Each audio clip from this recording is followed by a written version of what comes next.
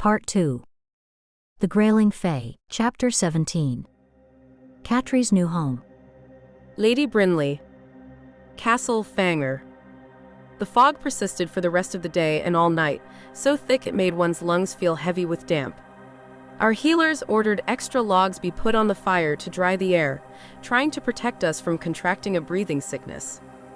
Father spent the time in a fury. I made sure to stay out of his way. I'd had nothing to do with my apparent failure. But he didn't see it that way. Somehow, I'd let him down, even though I'd done everything in my power to be chosen. If Lord Noblet was determined to pick an inferior candidate, what could I have done differently? There were politics involved here that were far out of my grasp and sphere of influence. I think that's what worried and infuriated Father. He'd been caught off guard, blindsided in his quest for power. He'd been so sure I would charm Lord Noblet, and even the king. He'd had such high hopes of becoming a duke himself. He headed out at sunrise with a small company of his men. The fog had unnaturally cleared at dawn, breaking its siege on our spirits and senses, unlocking us from the prison of our own home. Usually, fog behaved just the opposite. It formed at night, or as first light hit the lake and turned its surface to mist. Only the powerful sunlight of midday burned it off into sunshine by afternoon. If it didn't thicken and rain, the air was still. The wind hadn't carried the fog off. All further evidence that the fog was unnatural to begin with. If not my mother's doing, as sly as she'd been, I wasn't convinced she didn't have the power, or hadn't contracted with a witch for it. Had the Fairy Queen created the fog as cover for Lord Noblet's escape? If he and the king, or even one or the other, were in league so deep with the Fairy Queen, we were in trouble indeed. But why would the Fairy Queen want Maisie, a poor country girl, a misfit among misfits, as selectress for King Kylan? My head hurt trying to work out her possible motives. I broke my fast in my room. My mother had kept to her rooms too, out of the way of Father's wrath. My parents were allies when it served both their needs, but they'd never been true lovers. After too many perfectly formed stillborn babies, they'd given up on producing a male heir and abandoned any physical contact, let alone tenderness for each other. It seemed that even their bodies were incompatible. Now my mother had gotten too old to produce babies, which suited her. Father had had many mistresses over the years, since very early in the marriage. He had one now, but none of them ever seemed to produce babies at all. I sometimes wondered whether that was my mother's doing as well. Bastards were standard among the nobles. To be tolerated. They were sometimes embarrassments, or draws on the Lord's purse. But they could also be real threats when there were no legitimate male heirs. It wasn't beyond the imagination that Father would set Mother aside if it meant legitimizing a bastard as heir, which would be devastating for me as well. Mother had an astounding knowledge of weather and herbs. Creating a tisane that would rid a woman of a baby in the early stages of pregnancy wouldn't be beyond her skills. Nor would secretly administering it be. She had a network of spies and allies. She paid well for information and favors. I sometimes wondered whether she had gone to Maisie's mother all those years ago to learn some of her secrets and knowledge of herbs and plants. Not just anyone could live like Elodie Weaver had on the edge of the Douve and survive. The Douve liked to send its shoots, seeds, and spores out in a never-ending attempt to conquer more territory. But somehow, the Douve had never encroached on Elodie or her girls. Had never managed to gain an inch into our territory at all.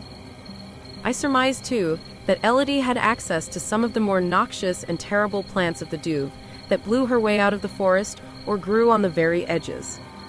Plants that were toxic and poisonous in darkly magical ways. Ways that would benefit my mother. And that was why Father had put a stop to it when he found out about her visits to Elodie.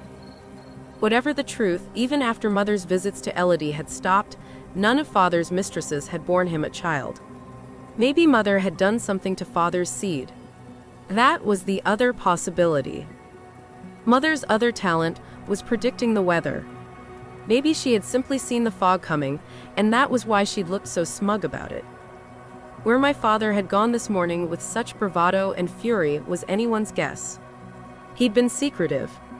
None of the servants even hinted at what he might be off to do. I wondered whether he was on his way to see the Duke. Whether he'd changed his mind about waiting for my 18th birthday and wedding plans were finally at hand. Maybe he'd decided it was better to wed me to the Marquis before any embarrassment at my lack of selection made me less desirable. A few months' difference made no difference to me. It was only a stay of marital execution. I was ready to take the role of mistress of an estate. But from all accounts and rumors, Lord Arjun was not eagerly anticipating our nuptials. Marrying would put him even deeper under his father's oppressive thumb. I wondered too, at Mother's suggestion, that father seek Prince Ryland's hand for me. My union with the prince would be as good, possibly better for father, than being the father of a dead selectress. It certainly seemed like Mother had meant to dangle me in front of Prince Ryland like a delicate sweet on his visit here to choose his brother's selectress. For all Mother's faults, she loved me and didn't want to see me dead. It had been a real shame that Prince Ryland had been called away before reaching us. Rumors, though, had begun swirling that he hadn't been called away, as reported. That he was missing. In the Douve. My maid reported that she heard some of the stable boys talking about what they'd overheard from Lord Noblet's men. That the prince had simply disappeared in the forest. They only had Lord Noblet's word that he'd been called away. No one had seen any preparation for his departure. But servants were known to gossip and exaggerate. They may have been mistaken. They weren't privy to important or top-secret communications. I wondered whether I should share the gossip with father. I couldn't guess what his response would be. But if I knew him, he'd already be aware. And if he thought it silly gossip, I would suffer the consequences of spreading it. The sound of horses and men's voices in the courtyard broke into my thoughts. I went to my bedchamber window and looked down into the courtyard. Father had come back, and he'd brought Catri Weaver with him. She was riding one of our old gentle mares, and still looking uncomfortable and tentative. Father swung off his horse. To my surprise, Father dashed to Catri and gallantly helped her off her horse, gently setting her on the ground. Then he escorted her solicitously toward the castle entrance on his arm, walking slowly so she could keep up with him with her old woman's pace. An instant later, Father was in the hall, bellowing for Mother and me. A servant scuffled down the hall and knocked on my door. "The Earl wishes to see you, milady." I nodded and headed for the main hall. Father was smiling when I got there. Mother arrived at the same time as I did. Catri was settled into Mother's prized divan before the fire. Father turned to Mother. "Catri Weaver, all grown up. You remember her, milady? And you, Brinley. She used to be a favorite playmate of yours when you were small." He was trying to sound kind, but a sneer and a dig at my mother sneaked into his voice. "Now that her sister's away, she's our honored guest. I promised Lord Noblet and Miss Jane Rose that I would look after her, and I'm as good as my word." And is expecting a reward for his service, no doubt, I thought. Settle her into one of our most comfortable guest chambers and see that she has everything she needs. "My countess, you'll need to call the dressmaker. Miss Weaver has brought very little clothing with her." He bent and took Catri's hand and squeezed it chivalrously. "You're in good hands. You've nothing to fear now. Milady and my daughter will take good care of you. Our home is your home for the time being, until your sister sends for you once she's queen." It may have been my imagination, but Mother didn't look as surprised as she might have been by the new arrival. I assumed she and Father had talked it over, schemed together. Mother glided over to Catri, her skirts whispering behind her. "The guest chamber here on the main floor is already prepared." Mother smiled at one of the housemaids who was waiting nearby. "Jane will show you to it. I've sent for the dressmaker. She'll be here this afternoon to take your measurements. Now that your sister will be queen, I'm sure she'll arrange a fortunate marriage for you. You'll need to be prepared for suitors and a bridegroom of stature." Mother was talking nonsense and we both knew it, though Catri seemed unaware. Maisie would be long dead before she could arrange any marriages. Once you're settled, I'll send Brinley to make sure you're comfortable. I hope the two of you will be the best of friends, almost sisters even." Her voice was warm, but her smile was thin. Catri rose and followed the maid down the corridor, walking slowly. When they were out of sight and earshot, Mother pulled me aside into her personal sitting room. She bid me have a seat. I sat primly in front of her. Mother and I were usually closer and more at ease with each other, but she was acting stiffly now. "Your father and I have discussed this matter thoroughly. Lord Noblet did indeed bid your father charge him with the care of our new Selectress's sister. The Earl and I agree that situation could be advantageous for us, if played correctly. If we treat her well and do as Lord Noblet and the King request, we could reap great reward. Having a king and his noble in our debt can't be a bad debt to have." She leaned closer to me and lowered her voice as if the walls had ears. "I want you to be our spy. Get close to Catri. See if she receives any communications from her sister. Find out what they say. Report anything she tells you to me." I nodded. "The connections you make through her could be invaluable to all of us." Mother clasped her hands in front of her and laced her fingers. I wasn't sure what connections there were to be made with the sister of a dead woman. I couldn't imagine the King would ever take Maisie to wife. Mother accurately read my expression. "I see you understand. Catri is a pawn in our hands. An insurance policy. She's the only person who witnessed Lord Noblet putting the King's ring on Maisie's hand, sealing the betrothal contract. As such, she's valuable to Lord Noblet and therefore to us. I don't expect Maisie to make it out of the Douve alive. Maybe that was the whole reason the King's men came by way of the darkness. So that they could claim the Selectress had been killed by a monster in the Douve on the return journey. Maybe that's why they negotiated passage with the Fairy Queen. Presenting Maisie to the King would be an embarrassment to Lord Noblet and the King. Better to quickly put her out of the way to make room for the princess and peace and security in the kingdom. With no queen and no heir, the kingdom is unstable. The Earl and I believe this is the reason Lord Noblet chose her over you. Why waste a valuable Earl's daughter?" She looked at me pointedly. I swallowed hard, sad for Maisie. But then we were all pawns in this power game. It could have just as easily been me. The Earl and I have discussed it. He agrees with my assessment. The King always rewards the family of his late Selectress handsomely. That would be Catri, and by extension us. She leaned forward and grabbed my hand. "You understand your duty?" I clutched her hand, returning her grasp. "I do, Mother." "Good." I hesitated. "Then I'm still to marry the Marquis?" Mother's brow knit. "We'll see. There may be a way to make a more advantageous marriage. I still haven't given up on the prince." There was a knock on the door. Mother answered. "Come in." A servant appeared. "Excuse me, milady. A rider has just arrived with a missive from the Duke. The Earl requests your presence to discuss it." I clasped my hands to keep them from shaking. If this matter required my mother's presence, it must be about my marriage to the Marquis. The Duke must have heard about the selection process. If he cancelled my marriage to his son, would that be a good or a bad thing? And by what grounds could he do it? Only the King had the power.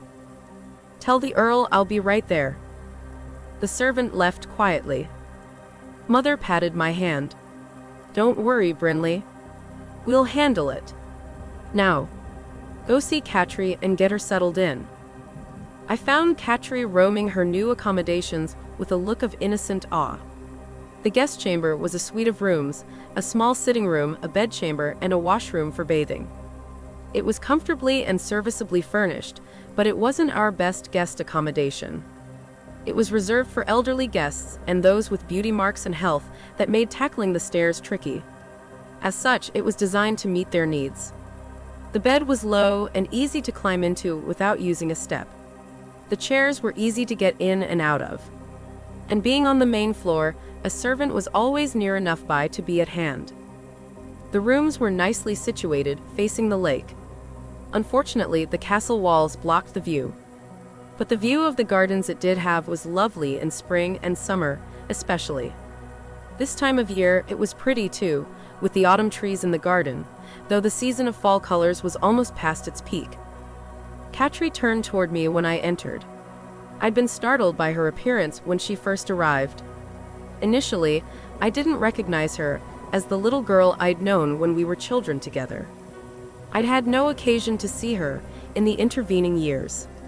Since the sickness had stricken her, she rarely came to town, and never when I'd been there. Now, if I strained, I could see the resemblance to the girl I'd known.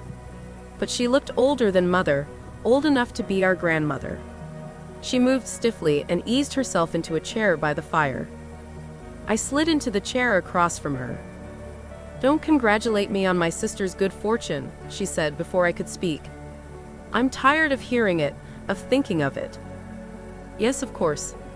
I paused, wondering just who had had time to congratulate her. Her croft was isolated, and the fog had only just lifted. Father and his men would likely have been the only people she would have seen since Maisie's selection. "You must be missing Maisie already, and worried for her safety." Catri's eyes snapped. "Safety? She's with the king's men." "Yes, exactly." "I'm terrified." Catri frowned, looking at me as if she wondered whether she should trust me or not. But she brought this on herself by touching the rose with her bare hand when she shouldn't have. If she'd been more careful, I might be in her place now. She wrung her hands in her lap. "Maisie doesn't care about falling in love with a king. She never did." She took a deep breath. "She'll be reckless. She won't try to please him. But I could make the king fall in love with me. I know I could. He'd forget all about that nasty princess." Could Catri really be so blindly unaware of what being chosen selectress meant in the current situation?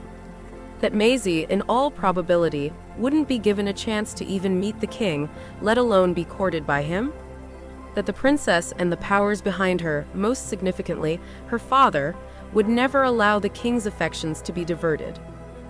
And did Catri seriously believe in the romantic fantasy and folklore historically surrounding a new queen's selection? That the king always fell in love with his beautiful selectress, swept her away and wed her in a gorgeous wedding ceremony, crowned her to sit at his side, and the pair lived happily ever after? That fantasy was easily debunked by anyone who paid attention to what went on at court. But maybe Catri, being poor and a peasant, had no opportunity to hear the true wrangling, dirty deeds and dealing, and intrigue that the court was famous for. Maybe she had no experience of the true nature of most royal marriages. Maisie had always been protective of her younger sister. Maybe she'd allowed Catri to keep her fantasy romantic version of life. Still, it was odd to observe such naive behavior in a woman who looked old enough to know better the ways of the world. "I love my sister," Catri said, "but she promised to care for me for the rest of my days. She promised my mother on her deathbed. Now she's left me." She spoke petulantly, revealing her true age. Couldn't she understand that Maisie had no choice? That none of us did? "She has a duty to our king," I said. Catri's frown turned into a scowl. "How can you be so calm and understanding about what she's done? She's wronged us both, you and me." Her eyes snapped. "The rose was meant for me, not her. It was our plan when she went into the forest that she would get the rose and give it to Morel to make a potion to heal me and make me young again. I let her think I would try to stop her from going, but I had no intention of stopping her. Without the rose, both of us were as good as dead. I would certainly have died, and she would have remained saddled with me until I did. But with the rose curing me, she would have been free to marry and live her life. And I would have been free to live mine fully too. To seriously contend with you for a chance to be selectress. And if that failed, to marry and have children." She twisted her hands in her lap and fixed her gaze on me, pleading for understanding. Getting our lives back was why we risked everything. If she died in the Douve, I would have been left all alone, old and broken and helpless. I risked as much as she did. Don't let anyone tell you differently. I didn't know what to say. As for you, you were meant to be the Selectress, not her. I don't know what magic she used to charm Lord Noblet into choosing her. Maybe she was holding more of the rose back. Catri's attitude toward her sister wasn't at all what I'd been led to expect, given what I'd heard of their relationship. They'd lived for years, isolated next to the Douve, with only each other to rely on. Elodie and her daughters were odd outcasts. The villagers had claimed the sisters were inseparable and devoted to one another. It seemed logical enough, especially given their situation. I tried to hide my surprise. More of the rose? She gave me a bath in rose water from the remains of it. Believe it or not, it turned back some of my aging. It was supposed to make me young, healthy, and beautiful. It made Maisie's left hand perfect because she grabbed the rose with it.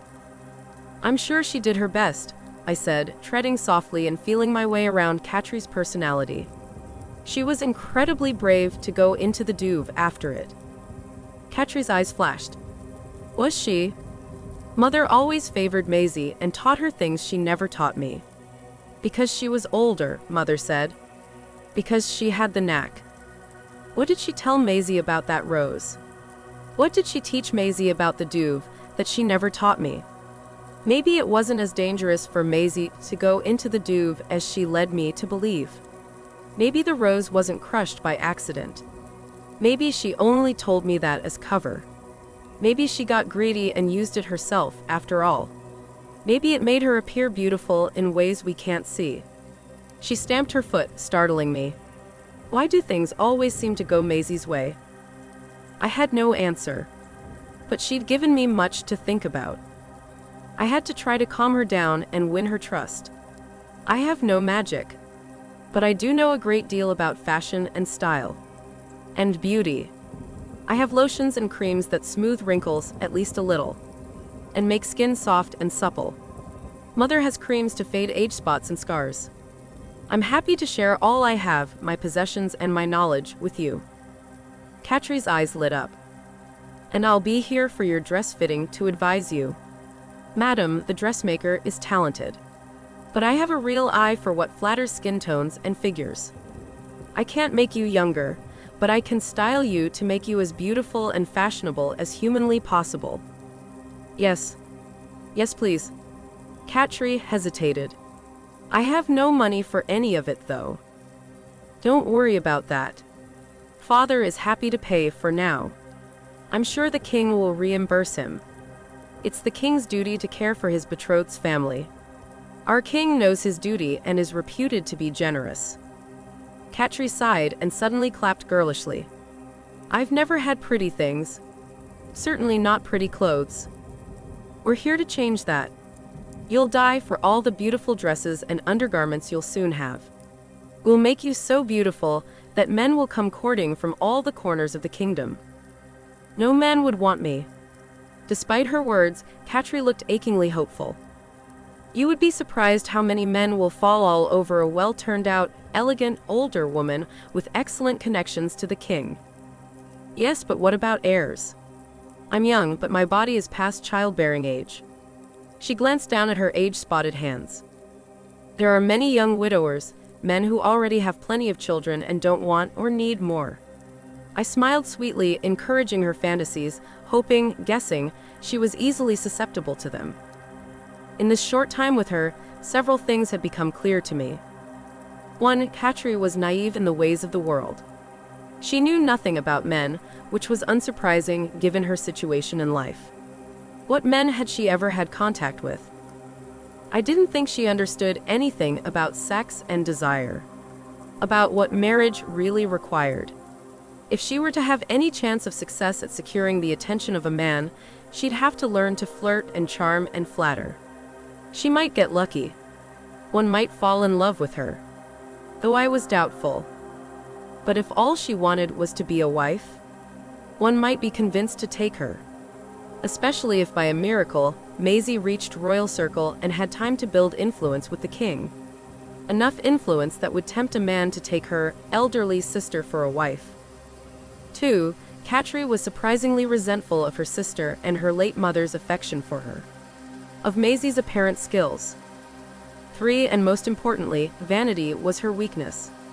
As father had taught me well, once you find another's weakness, exploit it until they're fully under your power. Until they give you everything you want. Manipulating Catri was going to be almost too easy.